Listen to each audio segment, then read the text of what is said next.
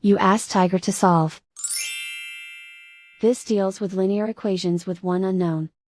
The final result is n equals 10. Let's solve it step by step. Simplify the expression. Find the greatest common factor of the numerator and denominator. Factor out and cancel the greatest common factor.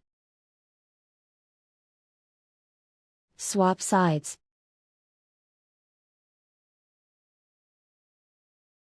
Isolate the n.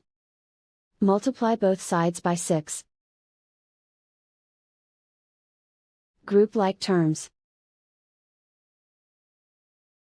Multiply the coefficients. Simplify the fraction.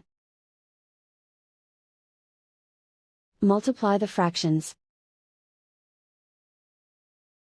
Simplify the arithmetic. And so the final result is n equals 10.